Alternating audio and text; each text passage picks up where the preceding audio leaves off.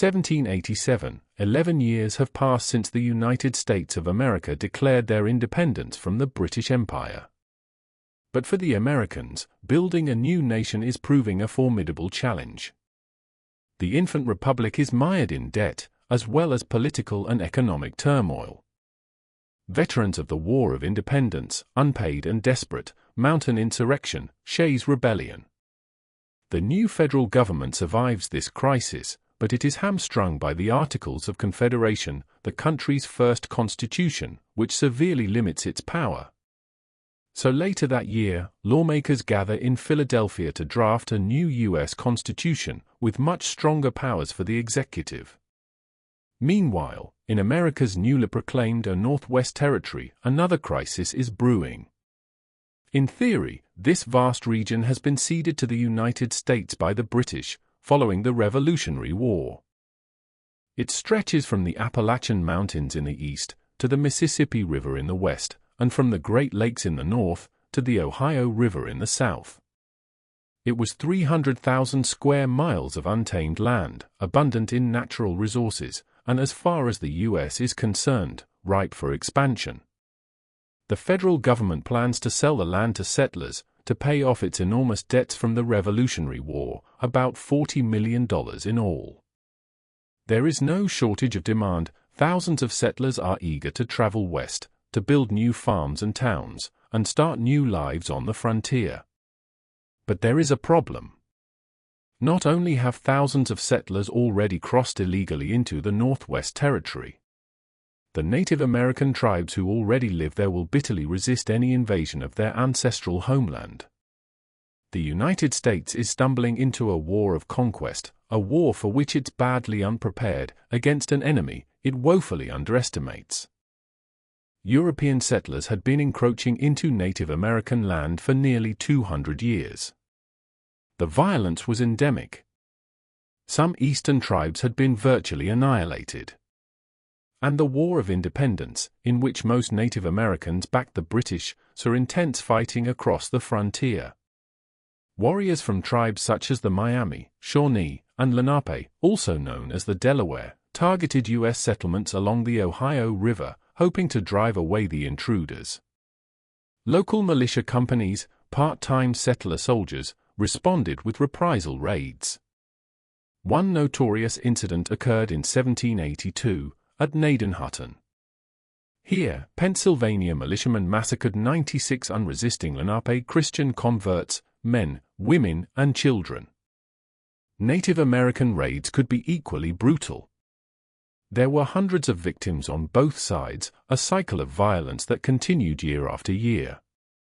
But now, the U.S. government is determined to impose orderly and safe settlement of the region. And, crucially, to begin selling the land to settlers, corporations, and speculators. Since independence, the U.S. government has imposed a series of one-sided treaties on the Native Americans, claiming their land by right of conquest, and using bribes, threats and violence to get its way. Congress now goes a step further, formally establishing the Northwest Territory, with clear rules for its surveying and settlement. Under the leadership of Mohawk Chief Joseph Brant, the tribes have organized themselves into the Northwestern Confederacy. They reject and denounce the U.S. treaties and the new plans for settlement. These tribes are determined to hold the line of U.S. settlement at the Ohio River and will fight to do so. With violence flaring across the Northwest Territory, it will fall to America's first president, George Washington, to find a solution to the crisis. George Washington, inaugurated as the first President of the United States in April 1789, faces many daunting challenges in his first term. High among them, the national debt, and the factions forming within his own cabinet. Now the escalating crisis in the Northwest Territory joins the list. Washington declares his wish to deal with Native Americans honorably and fairly. Yet at the same time, he will allow nothing to stand in the way of the Republic's security or expansion. He's also being lobbied by a powerful association of land speculators, including his own Secretary of War Henry Knox, who are demanding action. Their concern is that the violence in the Northwest Territory will harm their investments. In 1789, a final attempt is made to persuade the tribes to sign away their land. But negotiations at Fort Harmar are boycotted by the most powerful tribes. And so, in the summer of 1790, Washington authorizes military action. He orders the U.S. Army to launch a punitive expedition, a show of power, to deter further attacks by Native Americans on U.S. settlers. It is an order for an invasion. Command of the expedition falls to Brevet Brigadier General Josiah Harmar, the nation's most senior Army officer. He is a distinguished Revolutionary War veteran who'd served with Washington at Valley Forge. But Harmar is also rumored to be a hard drinker and insists his troops follow the European model of war, relying on drill and close order formations, which are completely unsuited to frontier warfare. The forces at his disposal are extremely limited. The victorious Continental Army, which had defeated the British, has long been disbanded. In its place, Congress has authorized the formation of a single infantry regiment, around 700 men. So the bulk of Harmar's expedition will be made up of militiamen from Kentucky and Pennsylvania. Few of these are experienced frontiersmen, rather, they're often those who lack the wit or wealth to avoid militia service. Many are old or very young, with little training and no experience of the woods. A stark contrast to the enemy they'd soon come up against. General Harmar plans to march his force north from Fort Washington, along 150 miles of mostly forest trails, to destroy the Miami settlement at Keokiyonki. He'll be supported by another mixed force of regulars and militia, 330 men commanded by Major Hamtramck, marching from Vincennes. On October 7, 1790, Harmar sets out on the United States' first major military operation since independence. After an 8-day march, his force reaches the Miami village at Keokiyonki, only to find it torched and abandoned. The Miami have destroyed their own homes and apparently vanished. But Harmar's troops are being watched. Hundreds of warriors of the Northwestern Confederacy have assembled to resist the U.S. attack. They are led by Miami War Chief Misikinaqua, a.k.a. a Little Turtle, Shawnee Chief Wayapersonwa, a.k.a. Blue Jacket, and Bakonga healers of the Lenape. They and their warriors are determined, well-armed, and know every inch of their homeland. Meanwhile, 150 miles southwest, Hamtramck's militia have mutinied, refusing to advance further into the forests, and he has to turn back. General Harmar is on his own. His force spends for days burning villages in the area and destroying any food stores they can discover. Then, on October 19, one of his companies is lured into an ambush. Attacked by more than 100 warriors, 150 militiamen turn and run. A single platoon of regulars stand their ground and are massacred.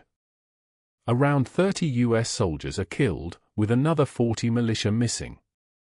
2 days later, Harmar decides his mission is complete and sets off for Fort Washington. Hours later, his scouts report that villagers are returning to Keokiyonki. Hoping to finally engage and defeat the enemy, Harmar's troops make a dawn attack. They expect to have the element of surprise, but once more, they stumble into an ambush. In confused fighting, more than 100 U.S. soldiers are killed, scalped, and left where they've fallen. Today, many mistakenly believe scalping to have been an exclusively Native American practice. In fact, for more than a century, it had been widely taken up by European settlers, often with encouragement from colonial authorities, who paid bounties for native scalps as proof of death. What had begun as a ritual practice among certain tribes had become far more widespread, and was now routinely carried out by both sides in the frontier wars. Harmar returns with his shaken force to Fort Washington, where he claimed success. He has, after all, destroyed 5 Miami villages and considerable grain stores. It is a heavy blow to the tribes, and will mean great hardship that winter. But others saw it differently. The expedition has gone down in history as Harmar's defeat, and at the time, it was the largest U.S. defeat by Native Americans. Harmar is later exonerated by a court-martial. But his reputation never recovers. That winter, both sides continue their raids across the Northwest Territory. In January 1791, at Big Bottom, Lenape and Wyandot warriors kill 12 settlers, including 2 children. Such attacks spread alarm across the territory and threaten the entire U.S. project of settlement upon which powerful interests now depend. Settlers fear to travel west. Land speculators are up in arms. President Washington now turns to the governor of the Northwest Territory, 54-year-old, Scottish-born Arthur St. Clair. St. Clair had plenty of military experience. Like Washington, he'd served as a British officer in the French and Indian War. And in 59, he'd stormed the heights of Quebec with General Wolfe. During the Revolutionary War, he joined the Continental Army and was with Washington when he crossed the Delaware. But his record was tarnished in 1777 by his decision to abandon Fort Ticonderoga to the British without a fight. St. Clair now suffers from severe gout.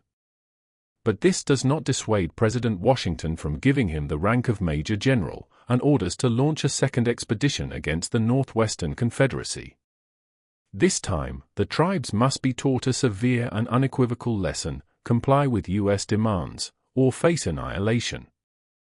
Congress authorizes the raising of a second, regular infantry regiment for the expedition. However, the prospect of frontier service is so enticing that it proves impossible to recruit enough men to fill its ranks. St. Clair's force will number not the 3,000 or 4,000 men originally envisaged, but around 2,000. These include 500 regular infantry from the 1st and 2nd Regiment, 100 mounted dragoons, and 10 3-pounder and 6-pounder cannon. The 1st and 2nd Levi regiments provide 800 short-service volunteers, though almost all of these are raw recruits. Of the militia, Captain Faulkner's Pennsylvanian riflemen are experienced frontier fighters. But there's only 60 of them, while most of the 400 Kentucky militia are completely inexperienced. The Northwestern Confederacy knows that their victory over General Harmar will not go unanswered.